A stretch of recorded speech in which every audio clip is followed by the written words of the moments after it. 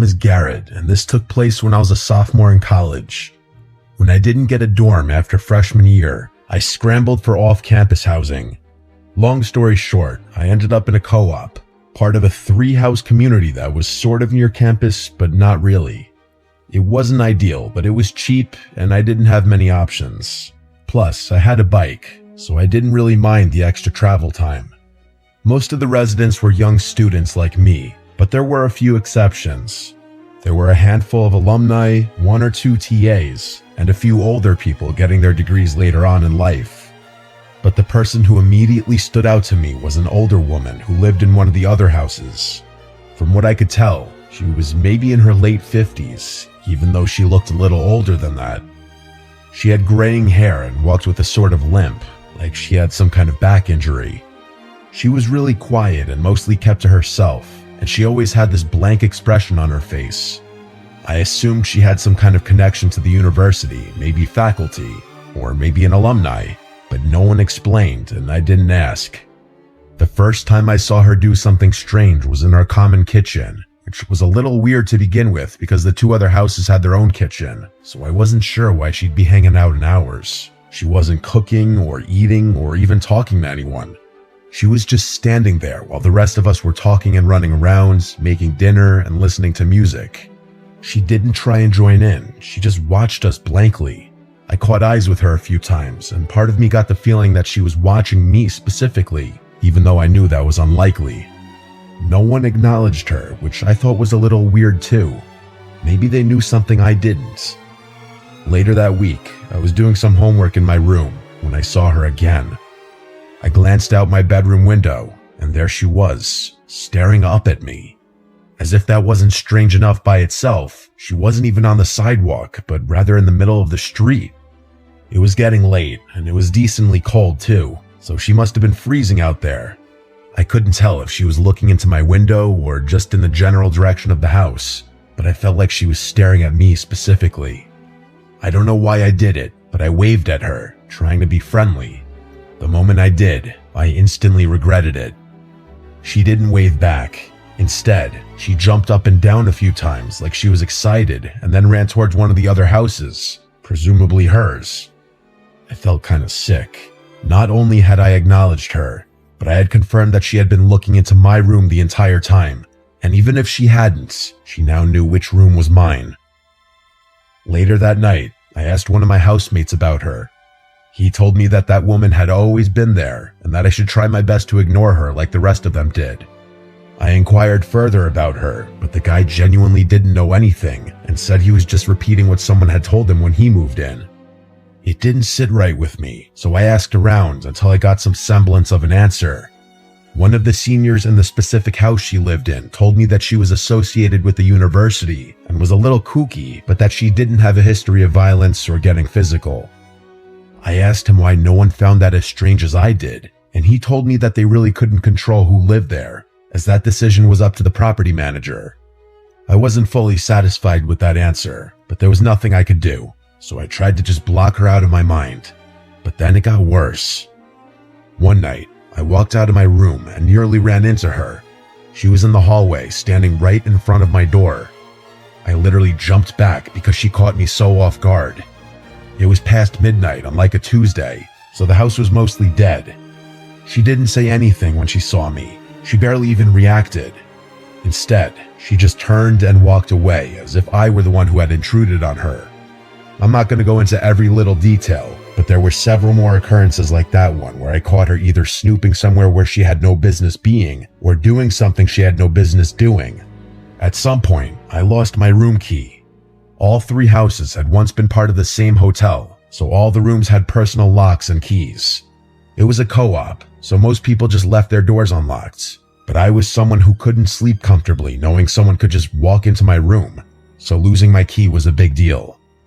Everyone had a spare, including me, but I was pissed because I'd have to go make a copy of the key, and that was an extra annoyance I couldn't afford at the time. A few nights later, I woke up randomly in the night. I wasn't sure why at first, but then I heard it. There was a soft bumping coming from my closet every 20 seconds or so. It sounded like something shifting behind the door, like something was moving inside of my closet.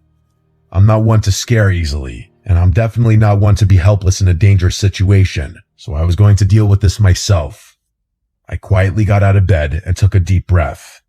I slowly walked over to the closet, trying to keep my breathing under control. My heart was racing.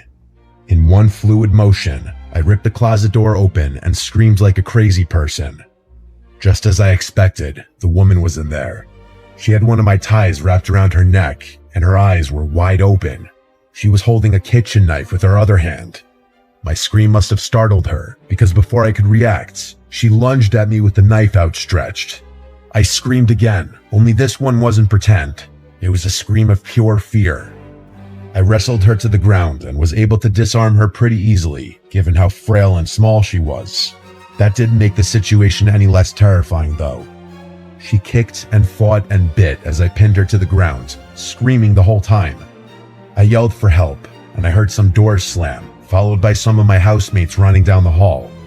My friend Lee immediately helped me immobilize the woman, and the two of us kept her pinned while someone else called the police. The rest of the night was a blur. The police got there quickly and arrested her on the spot. By that point, she had stopped screaming, but she refused to say anything either, which was extremely unsettling. The cops found my room key on her. Real big shocker there. A few weeks later, we got our answer about who she was. Apparently, she was the property manager's sister, who he had been letting live there under the radar.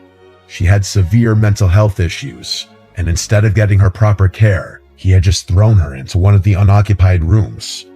I believe the property manager was eventually arrested for negligence and a slew of other things, and rightfully so. I honestly blame him so much more for what happened than her. If anything, I feel bad for her, but my pity won't erase the fact that she tried to kill me. I could have lost my life that night. I have no idea why she seemed so interested in me specifically, but I can only hope nothing like that ever happens to me again. I'm graduating soon, and I'm definitely going to miss college, but I don't think I'll ever be able to look back on my time here without thinking about that night.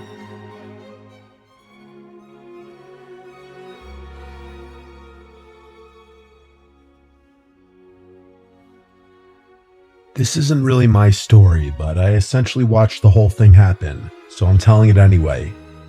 I've lived in a modest 2-story home with my husband Benjamin for the better part of 20 years now. All of our kids are out living their own lives, and I couldn't be prouder. What I'm about to tell you happened last year. Someone had just moved into the house across the street, which was really nice because I was getting sick of looking out at a vacant house all the time. I'm retired, so I spend a lot of time on my front porch, knitting, reading, enjoying the weather with my husband, you name it. I also listen to a lot of true crime podcasts out there, and sometimes I'll just play music. The person who moved into the house across the street was a young guy, maybe mid-20s. He drove an expensive-looking BMW and always dressed in flashy clothing, so I figured he was either well-off or seriously pretending. I hope I'm not giving the wrong impression about him. He was actually really sweet. He introduced himself to us after a few days. His name was Quinn, and he was a few years out of college like I had guessed. He was a really bright guy and got along really well with Benjamin. They laughed and talked about sports, and Benjamin even dropped a few of his own college stories that I hadn't heard in a long time. Quinn said he worked in the entertainment industry, and that he did freelance work for some internet personality person, whatever that means. It kind of went over my head, but it must have been lucrative. He looked pretty wealthy, like I said. He talked about stocks with Benjamin and told us about some of the investments he was making. All in all, he seems like a nice guy. Things were normal for a few months.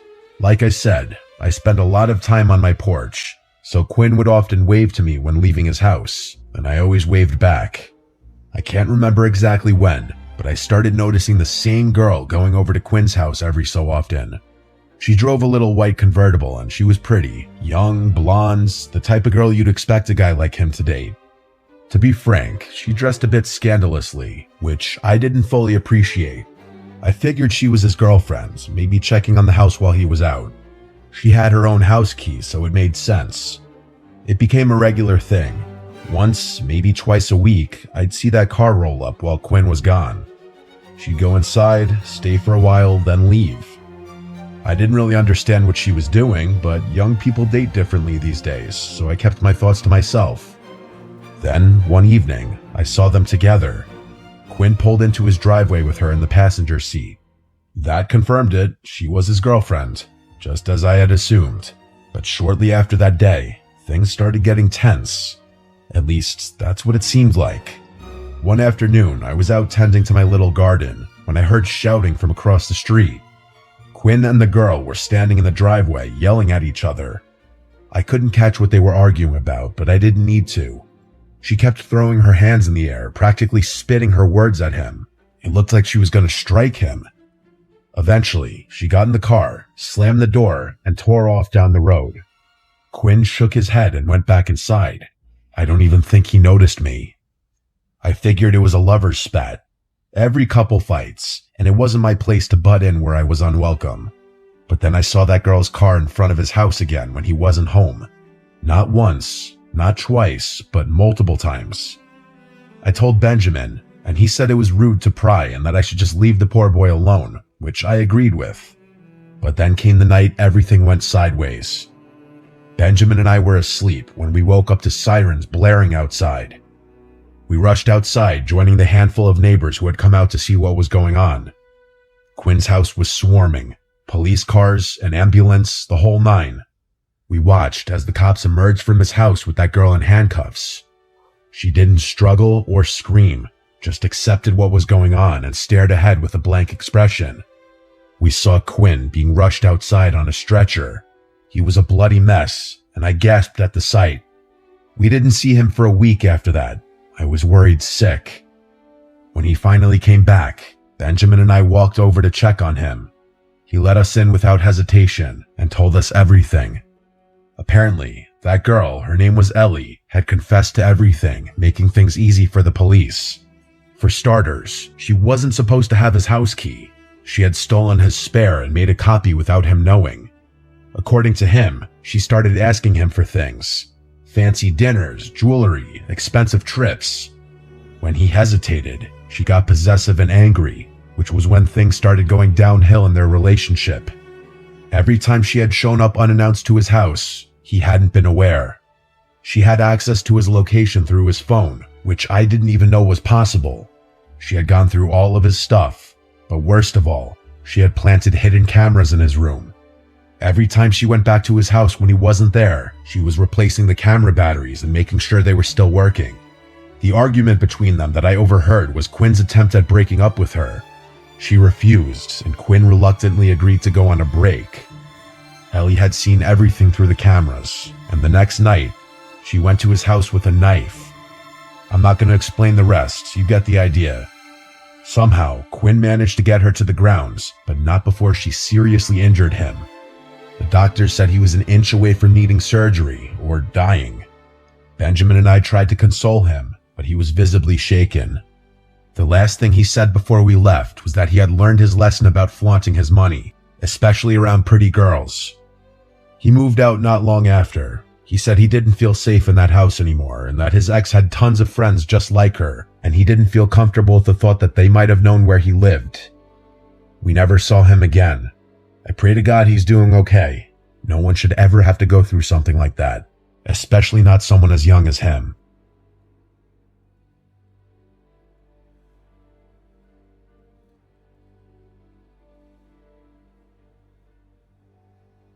When I moved into my new place, I was just looking for a fresh start. I won't get into the details, but let's just say I had a bad situation with an ex that made staying in my old city impossible. I ran into some money early in life and made some bad decisions about the kind of women I surrounded myself with. Lesson learned. The neighborhood I moved to is really nice. Low crime, quiet, mostly families. The houses here are really spaced out, which was partially what drew me there. But for some reason, the property next to mine is much closer in proximity than most of the other properties are to each other. And by the way, that house next door is huge. When I first saw it, I thought I could easily fit a family of 10. That's honestly what I assumed at first, that a big family lived there, grandparents and everything. But I could not have been more wrong. Even though I tried to be low-key, I wasn't going to be a rude neighbor. I took it upon myself to introduce myself to everyone in the neighborhood. For whatever reason, I decided to introduce myself to my next-door neighbors last. I couldn't tell you why. Everyone else I met seemed really sweet and genuine. I'd say 90% of them were parents of young children. And yes, they were all slightly intimidating, purely based on how successful they seemed to be. I wasn't too sure how a younger guy like myself would easily blend into a community like that, but that was more of a personal concern. When I got around to meeting my next-door neighbor, my social battery was mostly drained from having spent the day making small talk with strangers. I knew if I just went back home, I was never going to be as motivated to meet them, so I just sucked it up and walked up their driveway. I had gotten accustomed to being greeted by someone middle-aged, so when a young-looking dude in a mullet opened the door, I was a little taken aback. Hell, he looked even younger than me, which was definitely a shock. I recovered quickly and went ahead with my new-to-the-neighborhood spiel. As I went on, he flashed me this massive smile and actually cut me off before I could even finish talking. He said something along the lines of, "Oh wow, someone who was born in my decade, what a nice surprise." I laughed and told him the same thing, venting to him about how out of place I felt as a single guy in his late 20s amongst so many families with kids. He told me not to worry about that and that most of the people who lived here kept to themselves, which was kind of a relief for me. He introduced himself as Damon and told me I should come by for a drink sometime. I shrugged my shoulders and said, hell, why not right now? To which I expected him to laugh and invite me in. Instead, though, he looked over his shoulder like he was scanning his living room, and then he turned back to me, saying he wished he could, but he was busy working. I asked him what he did for work, because it just seems like a normal follow-up question to what he said, and he dropped his smile a bit. After a weird stare, he laughed and just said, finance, but didn't elaborate any more than that, which I thought was a bit strange. I told him fair enough and asked if he had any roommates. To my surprise, he told me he lived there alone, which was absolutely insane to me given how big the house was. We chit-chatted for a few more minutes, and he gave me his number before going back inside. I was excited that someone my age lived here, especially because he seemed like a really chill guy, but I couldn't get over how odd it was for someone like that to live all alone. And yeah, I know I was essentially doing the same thing, but you have to keep in mind my house wasn't even half the size of his. Anyway, I went back home and got on with my life. That was about 6 months ago. For a few weeks after that, nothing eventful really happened. I texted Damon a few days after he gave me his number to try and set something up, but he'd always complain about how busy he was and how sorry he was that we couldn't hang out. Eventually, I gave up with him. Not in a hostile way, just in a you do you kind of way. I'm definitely not the type of person to bend over backwards for someone who seems disinterested. I never saw anyone coming or going from Damon's place. No visitors, no parties, no girls, nothing. He never even got takeout delivered, which was strange to me because his car was always in the driveway. I genuinely didn't know what he ate because I literally never saw him leave the house. The guy lived like a ghost. I work from home, and the office in my house is on the 3rd floor, which overlooks Damon's property, if you're wondering how I knew so much about his living habits. I know it sounds obsessive and a little creepy, but his house was also just a glance away from my monitor, so I couldn't help but look over from time to time. One night, it was a Wednesday night, I remember that distinctly. I woke up around 2 a.m. to the sound of loud music. I sleep with my windows open, so that's probably how I woke up so easily. At first, I thought I was imagining it, or it was part of a really vivid dream I was having, but I was wrong. I got out of bed and peeked out my window, and there they were, 7 or so cars lined up in Damon's driveway. There was no mistaking it, he was having a party. Now, don't get me wrong, I'm not the type to complain about some noise. I've been to my fair share of house parties, but it was the middle of the week and the volume was insane. I figured I'd just go over, knock, and ask him to turn it down. I threw on a hoodie and walked over. It was a full-blown party, that much was clear from outside. I knocked on the door, but no one answered. I pulled out my phone to text Damon, but I decided against it, knowing he'd probably ignore me and give me some BS excuse the following morning. I knocked on the door again, harder this time. Still nothing. I reached for the handle, half expecting it to be locked, but to my surprise, the door swung open. Inside, the first thing I saw was a pile of shoes in the foyer, at least 10 pairs. but there was something off. There was literally no one in there. I moved further in, expecting to see people in the living room, maybe the kitchen, but it was completely empty. There weren't even any drinks left out. I could hear people over the music that was playing in the background though, which I didn't understand. But then I really listened to it, and everything hit me all at once. It wasn't even music, really. It was a recording, a literal recording of people laughing, yelling, clinking glasses. The whole party was fake, all of it. But that didn't make sense to me. It still didn't explain the shoes or the cars. There were people in that house, that much was certain. I should have turned around right then, but I needed to know what was going on. I moved discreetly around the house until I saw a door that was slightly ajar. I gently pushed it open and it led down to the basement. I'm not sure how I knew, but something told me what I was looking for was downstairs. It was dark down those stairs with the exception of a very faint light coming from somewhere I couldn't see. There was no reason to go down there, I knew that, but I did it anyway. I got to the bottom of the stairs and looked around. The light was coming from another door somewhere deeper in the basement. I crept towards it, and as I got closer, I started to pick up on another noise I hadn't been able to hear earlier over the music. It sounded almost mechanical. It was this heavy, rhythmic grinding, like heavy machinery or a buzzsaw or something. I got a little closer, close enough to see through the crack. There were 3 people standing in there, looking across the room at something that was out of view. They were all older-looking guys, significantly older than Damon. They were wearing heavy-duty work clothes and had on these protective goggles and thick rubber gloves. I also realized they were wearing what looked like work boots, even though I had seen all those other shoes upstairs. Under different circumstances, I would have assumed that they were construction workers. I really wanted to see what they were looking at, but it was too far out of view. After a few seconds of me just standing there, I started to pick up on this awful bleach smell or some kind of cleaning solution. That's what did it for me. I started to feel this awful pit in my stomach, like my life was in danger. I can't explain it. I turned to leave, trying to be as quiet as possible. As I was finding my way back to the stairs, the light from behind me suddenly dimmed, like someone had shut the door behind me. I didn't actually hear the door over the music, but I felt it. I sprinted up the stairs as fast as I could. I ran through the house and burst out the front door. I didn't run directly to my house. I jumped my own fence and made it to the backyard.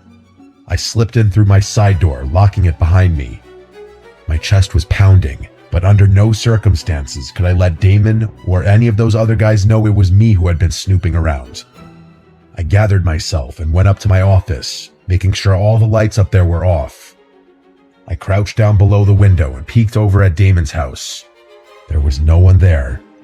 But then, a few minutes later, the front door flew open and like 8 guys poured out, scanning the yard, the driveway, the street, but Damon wasn't with them.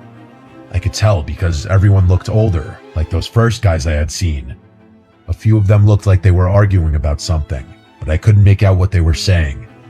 One of the men actually shoved one of the other ones, and I thought they were about to start fighting in the street, but they didn't. Eventually, they all went back inside, and the music stopped soon after that. I stood at the window, trying to make sense of what had just happened. I thought about calling the cops, but what would I even say? The music wasn't playing anymore, and there was no real crime I could actually report. The thing I couldn't understand was how none of my other neighbors had a problem with the loud music, especially since most of them had children. I figured if they hadn't been able to hear it and I called the police, Damon would know it was me. And the shoes, I had no idea what that was about either. The people I had seen were all wearing boots. So did they bring extra pairs of shoes just to leave in the foyer? I had too many questions and I didn't know what to do, so I just went to bed. The next morning, I woke up and looked out my bedroom window. Every single car was gone, including Damon's. I went upstairs to try and get some work done, but I couldn't concentrate and found myself looking over at Damon's house every 5 seconds. After a few hours of his car not being there, I decided to go for a walk, partly to clear my head, but mostly to take some low-key glances through his windows. Nothing though. Days passed and Damon still didn't return, or his car didn't at least. I was baffled with every passing day. I still couldn't figure out how my other neighbors had been able to sleep through all the noises that night, so I just straight up asked them. I went to a few houses and asked them if they had heard the party he had a few nights ago. No one knew what I was talking about, even after I told them which house it was coming from and how late it was. I thought I was going crazy. That was a few months ago now. The crazy thing is Damon still hasn't returned, and it's clear no one is maintaining his house, as the grass is starting to get really long, and there's an untouched pile of packages leaning against his front door. I don't know what to make of this. It could be nothing, but I feel like no one would go to such lengths to disguise what they were doing with a fake party, unless it was something illegal. But would people going to such lengths really forget something as important as locking the front door? Maybe that's what those guys had been arguing about. I really have no idea, and the fact that none of my other neighbors seemed bothered by it makes me think I'm involved in some huge conspiracy or something. I know I'm just being paranoid, but I just have so many unanswered questions. When Damon returns, if he ever does, I'm debating whether or not I should just go and straight up ask him. If you find this video interesting and useful, don't forget to subscribe to the channel and turn on the notification bell to stay updated with the latest videos.